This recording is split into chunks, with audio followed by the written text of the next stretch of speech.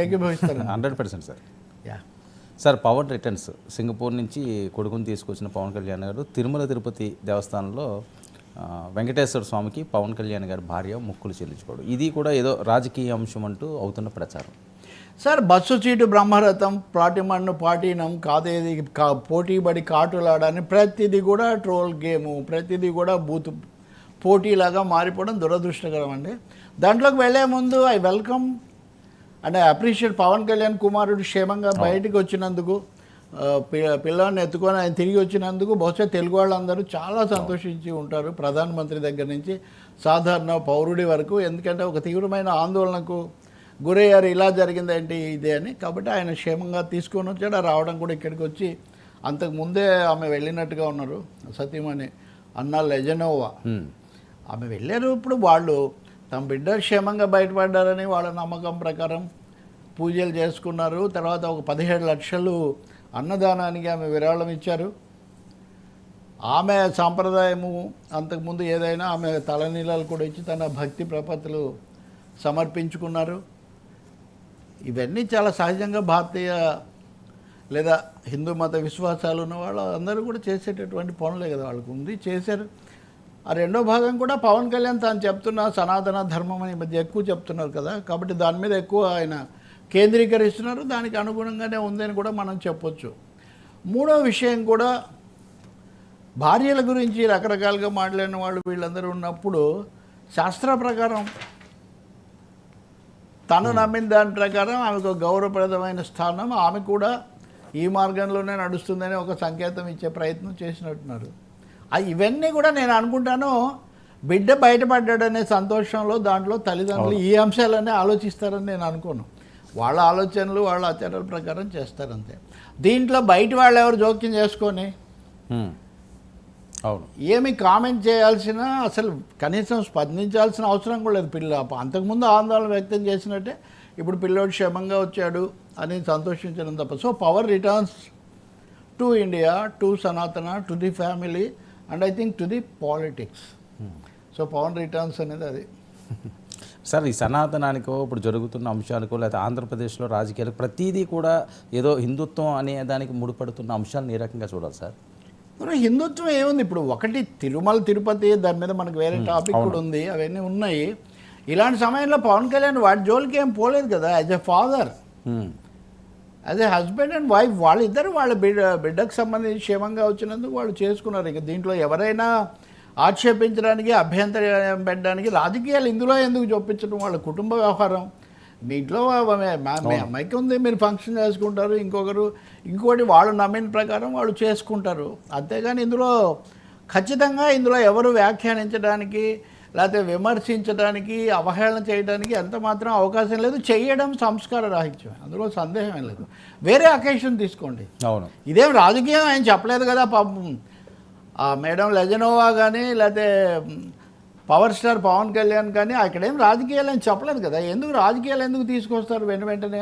అసలు ఎప్పుడు సార్ ఎవరు ఏ దేవుడి దగ్గరికి వెళ్ళారు, వాళ్ళు ఏం డ్రెస్ వేసుకున్నారు, మొక్కారా లేదా, ఇటు తిరిగి, అవన్నీ వాళ్ళ వ్యక్తిగత వ్యవహారాలు సార్. మతం వ్యక్తిగత వ్యవహారం అన్నప్పుడు వాళ్ళ విశ్వాసం, అందులో సందర్భం కూడా చూడాలి కదా.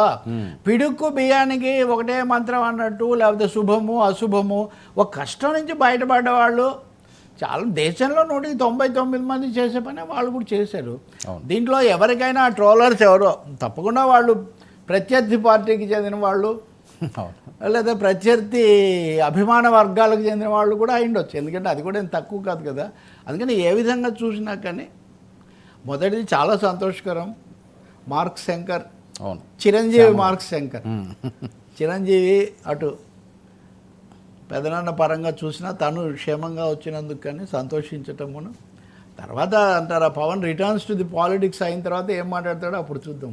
అంతే.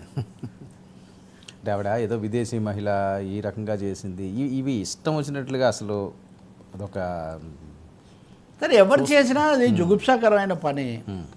అసలు సమయం సందర్భం మానవత్వం కూడా లేకుండా అలా చేయకూడదు. చేసేవాళ్ళు చాలా ఖండనార్హులు. అలాంటి వాళ్ళని ఏమాత్రం కూడా ఉపేక్షించకూడదు. ఇప్పటికే ఉదాహరణకు మొన్న భారతి విషయం వచ్చినప్పుడు కూడా ఇప్పుడు చంద్రబాబు నాయుడు ముఖ్యమంత్రిగా మొన్న ఏదో సభలో పాల్గొంటూ వ్యక్తిగత పరమైన వ్యక్తిత్వ హననానికి పాల్పడే వాళ్ళు ఎవరినైనా మేము ఒప్పుకోము, వాళ్ళకి తగిన ఇది పడుతుందని చెప్పిన మాట ఆయన అన్నారు, సరైన సమయంలోనే అన్నారు.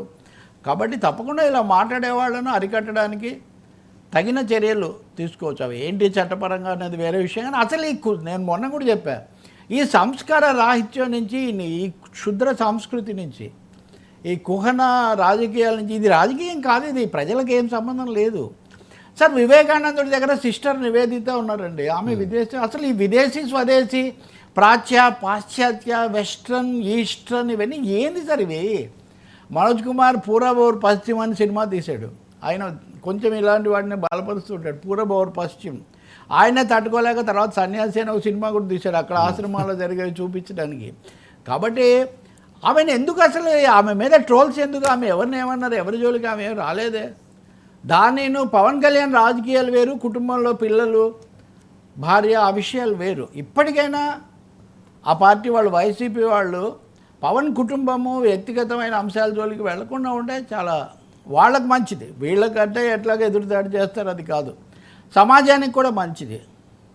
సార్ అది అయిపోయింది కదా గుణపాఠం. 2014 ఎన్నిక, సరే 24 ఎన్నికల్లో ఒక దెబ్బ తగిలింది. రెండవది భారతి గారి మీద అన్నప్పుడు వీళ్ళందరూ కూడా ఖండించారు. ఇంకా మళ్ళీ ఎందుకు దీన్ని ఒక ముగింపు పలికే బదులు కొత్త ఇది తీసుకొని రాకూడదు. బ్యాడ్, అది చాలా బ్యాడ్. సార్ ఇంకొక నిజమైన అంశం ఏంటంటే, మీరు అబ్జర్వ్ చేశారు లేదో, నిన్న మొన్న ఒక ట్వీట్ అవుట్ వచ్చింది, మార్క్ శంకర్కి ఇలాగా హెల్త్ బాగాలేదు, ఇలా యాక్సిడెంట్ అయిందంటే రిప్ అని పెట్టారండి. ఇంకెంత దారుణం అంటే సార్, వర్మ గారు నేను ఒక మాట చెప్తాను సార్, మీడియాలో చాలా ఇవి కూడా చలమణిలోకి వస్తుంటాయి, కానీ ఆ పెట్టిన వాళ్ళు ఎవరు దాన్ని తేల్చి వాడిని నిర్దిష్టంగా శిక్షించండి. అవును, మన సమాజంలో 100కి 90 మంది అటువంటివి కోరుకోరని నేను భావిస్తున్నాను. ప్రముఖమైన నాయకులు ఏ పార్టీ వాళ్ళైనా కానీ అలా కోరుకోరనే మనం భావించాలి, ఆశించాలి. ఒకవేళ కాకుండా భిన్నంగా చేస్తే విమర్శించాలి.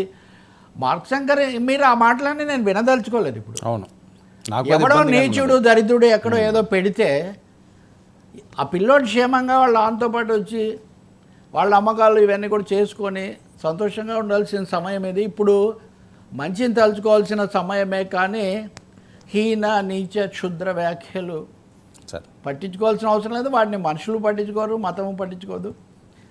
వాళ్ళ కుసంస్కారానికి వాళ్ళు మూల్యం చెల్లిస్తారు. కానీ ఆ ధోరణిని మీడియా, సోషల్ మీడియా ఏ రూపంలో అయినా ప్రోత్సహించడం మటుకు చాలా తప్పు. దానివల్ల నష్టం తప్ప అది ఏమనాలి, ఎవరు తీసిన గోతిలో వారే పడతారన్నట్టుగా ఎవరు పెట్టిన ట్రోల్స్కు వారే బలవుతారు అని మీరు కొత్త సూక్తి రాసుకోవచ్చు. సార్ ఈ తిరుమలలో గోవులు, లడ్డూలు, చెప్పులు తగాదాలేంటి?